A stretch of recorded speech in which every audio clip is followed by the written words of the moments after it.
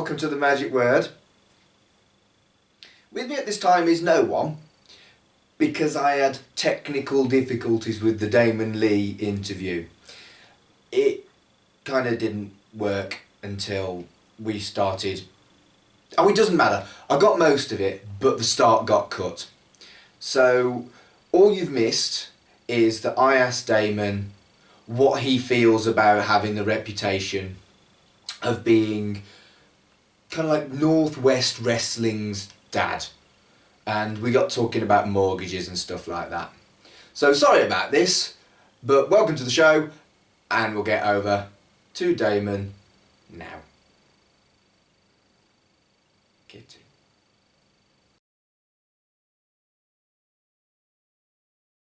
Guess who forgot to charge the camera? Not me. I had nothing to do with it. No. Not guilty, Your Honour. My camera skills are as good as my Photoshop skills.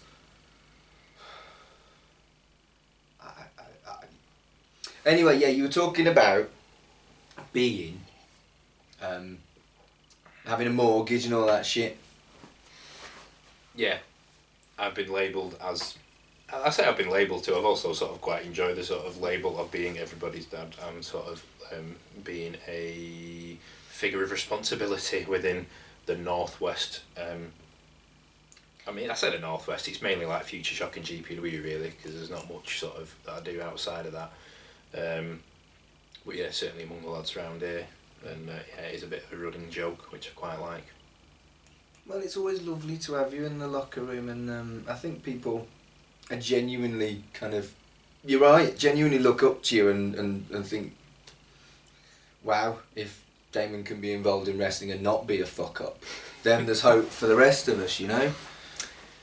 Yeah, maybe, yeah, but that's it. It's like a load of people have said that. It's like, I'm like, because a lot of people that do wrestling and everything, a lot of the lads that are wrestlers and that, sort of themselves say that they're not proper grown-ups, you know, that they still don't feel like proper grown-ups, but it's like, I am a proper grown-up. You're definitely a proper grown-up. Are you mostly happy as a proper grown-up? Would you sometimes want to go crazy and get drunk on a Friday night and what do the kids do? Like take drugs and all those things that I don't do. No, you can't usually be asked for that sort of stuff. Usually it's like I don't do them either. 7 o'clock, get the kids to bed, and then just chill out. Really, just sort of put my feet up. Netflix and chill. Yeah, but right. With the wife, so that does actually mean just Netflix and chill. Right. You know, so. I have Netflix and chill with a cat, and that's just Netflix. Now, when we're saying and Netflix and yeah, I was going to say you don't want to be admitting to Netflix and chill with a cat. Might get yourself in trouble. This cat. If we're using Netflix and chill for the term that I don't the have kids sex use, with my cat. Yeah, that's what I was trying. That was basically what I was getting at. I want to Yeah. make sure that you're not engaging in bestiality. She's been very shy recently. I've tried to get her to be on videos, and she doesn't want to be. She's too chilled. Snapchat, that's the place for Yeah, for I do a lot of Snapchat. A lot of Snapcats. Yeah, Snapcats. Yeah, Snapcats. yeah, that's what all the cool kids do. Yeah. That's what I believe. No idea. So you mentioned you're only doing Future Shock and GPW at the moment, but you've And BWP. and BWP. Yeah. But you've been around 15 years. You must have worked like everywhere.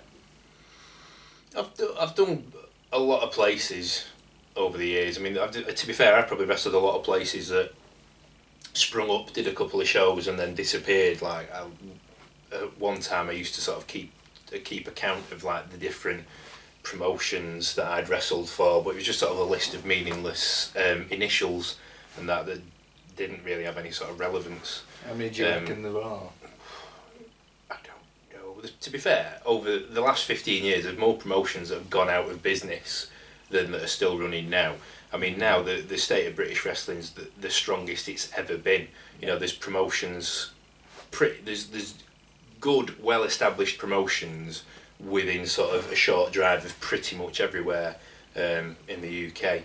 So, I mean, like when I first started out, when I very first started training, there was pretty much only the FWA Academy and Hammerlock, where you could go and get trained.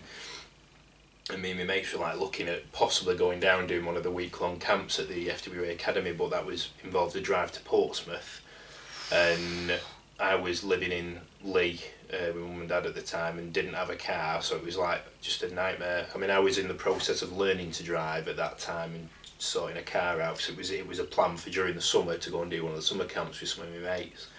But then we found a place in Wigan that had just started up, MPWA, and we just decided to go there instead because it was a lot closer. I don't remember MPWA. No, I don't know if they still run show. It was originally the Northwest Professional Wrestling Alliance, and then it was Nitro Pro Wrestling Alliance after like years later. But it was basically, I was only there for like 18 months, something like that. And then Lee Butler came down, who was a more established wrestler who did actually know what he was doing, a lot more so than the MPWA guys. Came down, saw what was going on, saw that there was a lot of guys within the Northwest that were really hungry to learn, that wanted to get decent training, and then he basically, off the back of that, set up GPW just down the road, and then we all jumped ship, so to Johnny speak. Brannigan didn't set up GPW? No.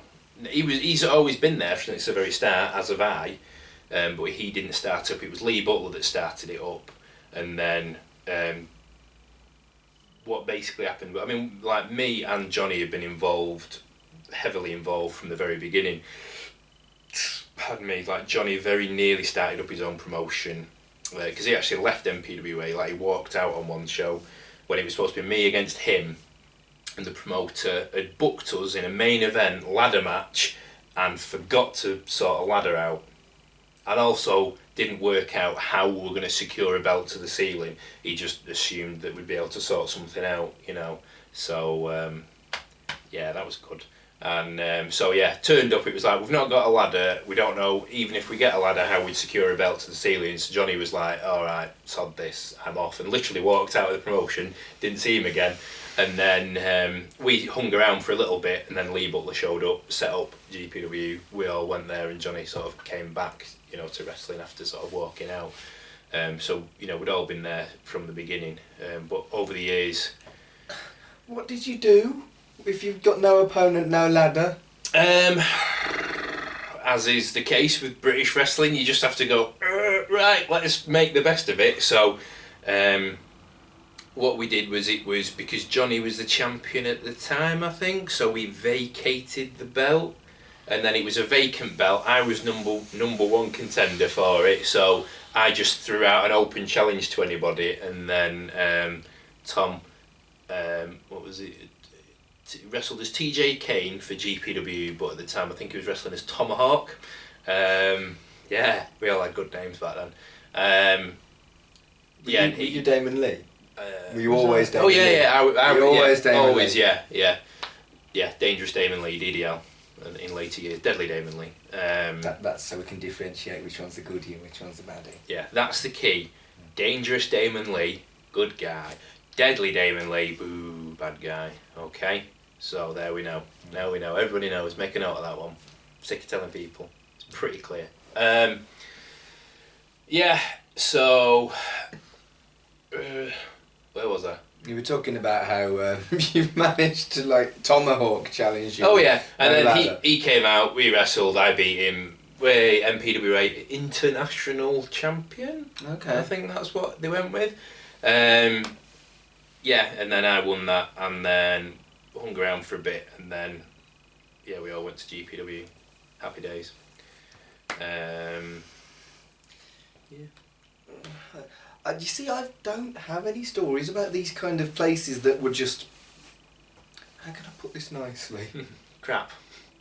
I was going to go with shit, Yeah. but yeah, okay, yeah. I've been doing it over 6 years, but I think I kind of arrived on the scene as it was really kind of on the up. Yeah. So I've not really seen that much of the trough that I know you've seen. Yeah. Yeah, there was some absolute shite when I first started, and I was part of that. You know, it took me a while to get passable. Even now, you know, whether I'm passable or not is debatable. But you That's know, we'll not see. true. But yeah, there was some awful things over the years, like some just terrible shows like Turning Up, and I think probably my favourite one was when we wrestled for a charity show, which was always fun, and that was at Loughton Civic Hall, and it was one of the GPW lads, Butcher, who'd Brutus the Butcher. no, just Butcher. Just Butcher. Just Butcher. Was he actually a butcher? I don't think so, no. No. He looked a bit like the Honey Monster. Bless him. But, yeah. But anyway, yeah, he arranged this show, and then the way that he'd advertised it was by... we only found this out afterwards when we looked out, and then we're like, there appears to just be 6 people out there, just 6 people. So 6. that was fun. Yeah, loads of fun. But yeah, so we just were like, right, this is going to be the biggest fuck about we've ever had. So we did, and I did a great spot which I'll tell you about later. But he promoted the show by writing out something along the lines of charity show, Loughton Civic Hall, this time tickets this much, and then it was literally like a Microsoft Word document. He printed off like 3 of these and then just used a pair of scissors to cut them, and they were his flyers. Didn't even say the word wrestling on them. He just sort of advertised them. Obviously did a post on the UK Fan Forum, so yeah, luckily, you know, there was, you know, so good promotion there. Post on the UK Fan Forum, couple of hand typed flyers that don't even say the word wrestling on them dished out, and yeah, 6 people turned up. So yeah, we just dicked about. In that match, I seem to remember grabbing a hat stand, you know, like one of the sort of big wooden coat stands, and then doing a Just Incredible taunt on the front of the ring with it. And then I got, I can't even remember who we were in the match with, but I got somebody to whip me. And then I did a whip in the same way. It was outside the ring as well, and I got them to whip me basically the full length of the venue, and I ran all the way out into the foyer and just kept running. And I just called Attitude Whip, which is obviously just a reference to WWF Attitude, when you used to, if you could get them on the outside of the ring, near the ring, and you could whip them up the rampway, and they just keep running, and then they get to the curtain and sort of like stop. Yep. Yeah, except I got him to whip me, and I ran all the way out into the foyer and hit the wall, and then took a bump because I'm a worker. So it was one of them where it was like there were 6 people there. You know, we still did a decent match for the benefit of those 6 people, but I was like, if I'm going to be wrestling in front of 6 people, I'm going to make sure that I'm enjoying it myself. Is that your lowest number, 6? Yeah, definitely. Mine's 13. Ah. So I win. By double or half? Yeah. One of the 2. Yeah. But I think, yeah. That was fun. 13. I thought 13 was bad. Mm. There are a few people that beat me on 13, but congratulations. Oh, you trumped me. Yeah. You just didn't beat me. You trumped me. Yeah, and bear in mind that's a proper show. I'm sure there's people that have wrestled in front of less people, but like just in their back garden or something for the benefit, you know. But that doesn't count. It's got to be a proper show. 6 people. Where you were paid. Well, it was a charity show, wasn't it? Oh shit! Charity show. Come on, guys, charity. Let's raise some money. There was no money raised. No money. I mean, some charity Everyone shows was a loser. are good. Some charity. Oh yeah, shows. some of them were good. Yeah, no, some of them are good. Yeah, if you get enough people in and you actually do make money for charity, then that's great. You know, everybody get the lads to come down, you know. But that just sounds bobbins. Oh yeah, it was terrible. Absolutely terrible, because it didn't serve its purpose. If it's a charity show, it needs to raise money for the charity. If it's not, then what's the point? You're just getting people down that are giving up their time, and it's not and risking their body. Yeah, people are getting entertained, but it's not. You know, the whole point of them being there is to raise money for a charity. But, did it just say charity? It didn't even say what charity it was for. I honestly can't remember. I just remember it didn't say wrestling on them, and it just said the words charity show, which to him, in his head, he knows that's a wrestling show, but not to anybody else. Yeah. We're both looking down because of the cat. Yeah, she's just staring at me. She is. She does that. She's not the brightest. Pash. That's really entertaining for the people watching at home. Yeah. Or staring at the floor. Yeah. Yeah. Click like and subscribe. Or something, I don't know. I don't know all this. It's probably why I don't get as many people watching it as I should. I'm not very good as a whole. I'm better than the charity show guy. Yeah. But no. But you were part of the FWA, and that was cool, and I'm very jealous of that. It was gone by the time I kind of. It was alright. I had at best a minor role in that one. I got on a couple of the shows. Probably my two. I mean, to be fair, like I got on a couple of the pre-shows, and I was promised main shows. You know, Alex Shane was like, "No, come on, do this, do that, do the other, and we'll get you on the main show." So I was like, "Oh, okay, then I believe everything you say," and then went along and then did a load of stuff. Did a bit of promoting, did a bit of all the things that he asked me to do, and then just as I was supposed to be getting onto the main shows, it all sort of like fizzled away. But while I was there, I got on. I was on the British Uprising 3 pre-show, which I recently managed to get the DVD of, and the matches actually. I mean that was for, what was it for? Gold Ringside, but Gold Ringside there was a shed load of people, like all the floor seats, and that was at the Coventry Sky Dome, so it was a pretty big venue. Like that's the biggest venue that I've ever wrestled in. Is that the one where Noah were a few years ago? Yeah, same venue. Same venue. Yeah, because they did British Uprising 3, which was the first time they promoted there, and then I think they did is it International Showdown or something like that, and then they did some other show, maybe a Noah show or something. I can't remember how it all went down, but there was a couple of shows like that they did, and I was on the pre-show to the first one. Yeah. And that was really cool, sort of coming out like with a really good setup, massive rampway and everything. And I seem to remember Martin Stone gave me a half Nelson suplex on top of my head. Lovely. I think so. And Matty thought I was dead, from what I remember. I think he was sat in the crowd, and then he saw me take that, and then he shit his pants and was like, "Oh my God, I think David's dead," and I wasn't dead. So I'm glad you weren't dead. Yeah. So was I. Yeah. So was I. I was bricking it a little bit for that, because I'm sure it was like, "Oh, you all right for that?" I was just like, "Yeah, why not? Big show, take it."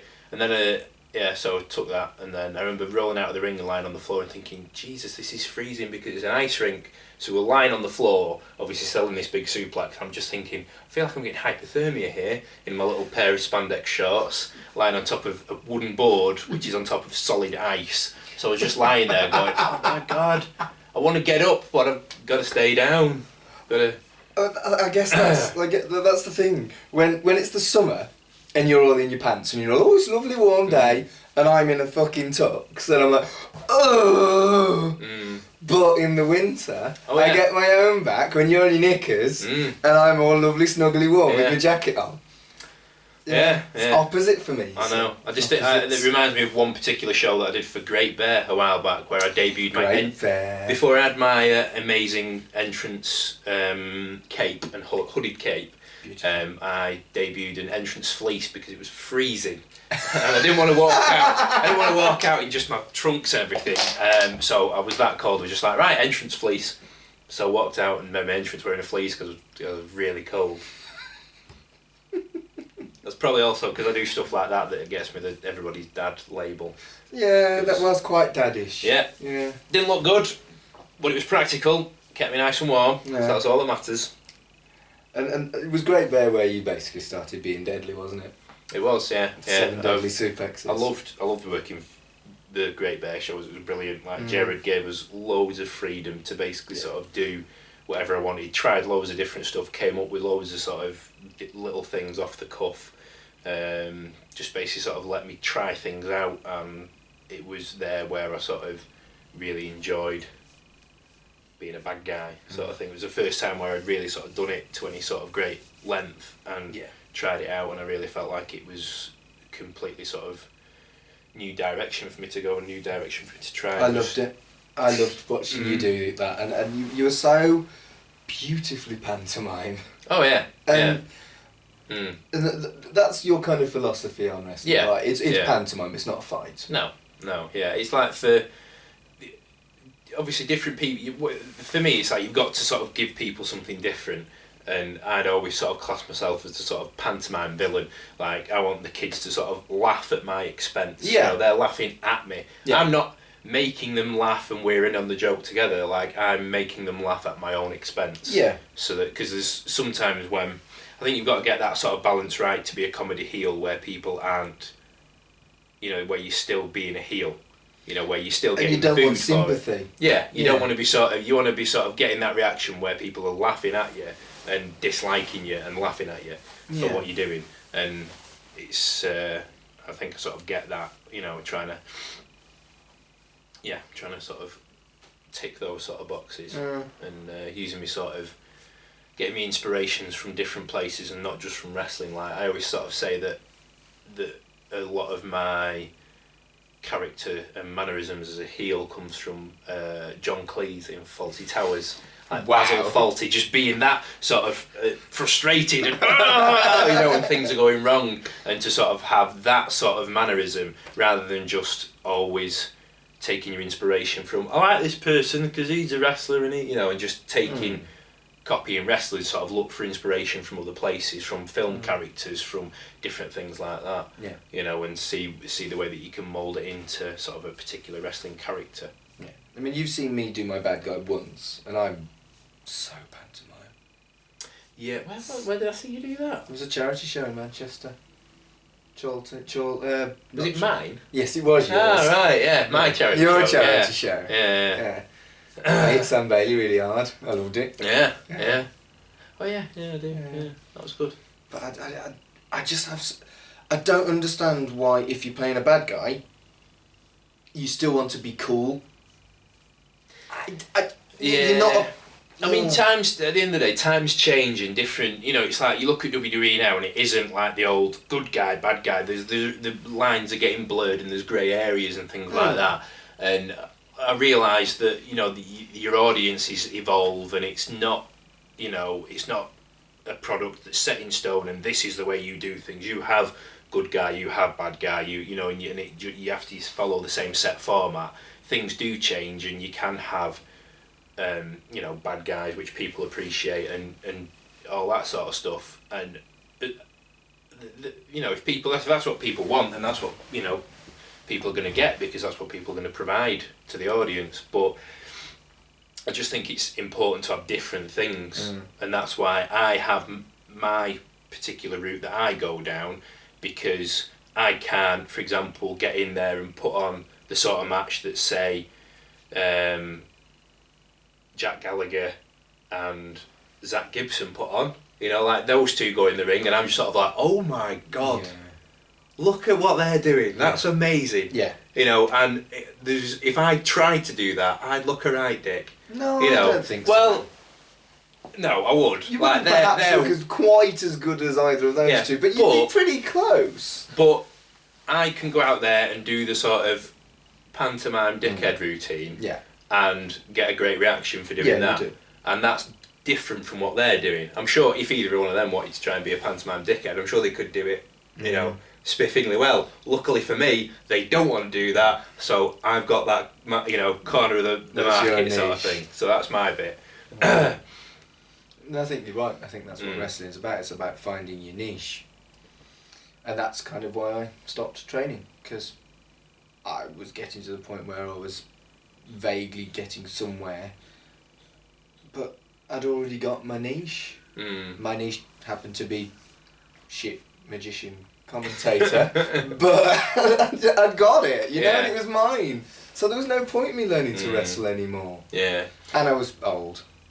Don't forget that. I mean, that's something I've seen over the years, like through doing, because I don't do very much of it anymore, but over the years I've done a lot of training, like spent many hours of a Sunday afternoon sort of teaching, Sunday afternoon, Saturday afternoon at Future Shock at GPW over the years, sort of teaching people. And sometimes it, you know, no matter different people learn at different speeds. Like some people turn up, they can watch a match, they can watch a move, and they can do it. You don't have to show them; they can just do it. They're just absolute naturals at it. Bastards. Some people, they need to be shown things a few times. They need it explained a certain way for them to understand it, for it to go into their heads, for them to then be able to relay that into the right physical movement. And then there's some people who, no matter how... Cat. See, the cat is here. But no matter how much you explain it, how many different ways, how much time you spend with them, they don't have... Their brain isn't wired up in the right way for them to... even if they know it up here, they cannot transmit that to their body to do it right, and it's just people are different. But just because you can't, do it physically, or you take a lot longer to learn it physically, doesn't mean that you can't bring something to the table. And now more than ever, we need more people in non-wrestling roles, because the production and everything like that is getting bigger and bigger. Like when I first started. Did you see that? She's not as stupid. She knocked the treats off in an attempt to try and get in her. Yeah, sorry, go on. You were saying more non-wrestling, more yeah, right. So, the production and everything like that's getting so much more, full on in that now, that we need more people. Like when I first started, it was a case of like you'd have maybe one referee and one announcer, or you'd have somebody backstage announcing. Yeah. And then you'd literally just have the wrestlers go out and one person refereeing the whole thing. So you basically have wrestlers plus a referee, and then one of the wrestlers backstage pressing play on a CD player. But now you've got like video screens. You need announcers. Yeah. A lot of times you've got commentators. You've got backstage stuff being filmed. You need runners running about all over the shop we need runners for all that sort of stuff. So it's like now, like you look at a Future Shock show, particularly. And it's like a military operation. There's that many people running about that you've got your wrestlers there, but there's so many other people running about, organising and helping and doing the different things, and it needs that. Yeah. So when I first started, it was a case of, well, if you're not a wrestler, off you pop. Like there's nothing for you to do. But now even if wrestling isn't your forte, even if you can't do it in the ring, even if you can learn how to take a bump, you can learn how to bump. But you can't really put a match together, you can referee. Yeah. As long as you learn how to referee. And I think a show, if it's got one ref these days, is seen as a bit kind of like inferior. Yeah. But that's it as well. Like everybody's raised the game that much now that you need to have referees that know what to do, that know where to be, where not to be. Because that's always the thing. Like if I wrestle a match, if I'm out there and then I'm like, the referee's like, oh.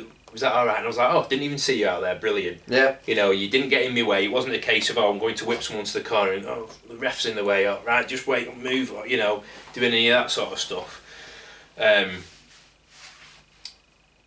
But as well, like for communicating during a match or needing to change something on the fly, or somebody gets injured or whatever, and you need to change stuff, or you have to tell a referee this is what's happening, and then they can, rather than freezing up and not knowing what to do, and that you've got lads that know how to referee and can do it properly, so that we can adjust to things on the fly, we can cover stuff so that something might have gone drastically wrong, but the fans aren't going to know. No. Whereas back in the day, if something went drastically wrong, the wrestlers would be like, I don't know what to do, the referee would be like, I don't know what to do, and then everybody knows that something's gone wrong. But do you know, I don't think I've seen that in years and years. Yeah, well, it used to happen all the time, that. But that's the thing now, it's like mistakes happen and things happen in matches, but the quality of the referees, the quality of the wrestlers is that much higher that everybody's able to like cover it up and keep going and or change it or go off down a different direction and that, and it just shows sort of how across the board in all roles everybody's getting that much better. I think you're right. What a lovely way to finish with you being all yay about British wrestling. He's been Damon Leigh. I've been Magic Mark. See you again. Bye.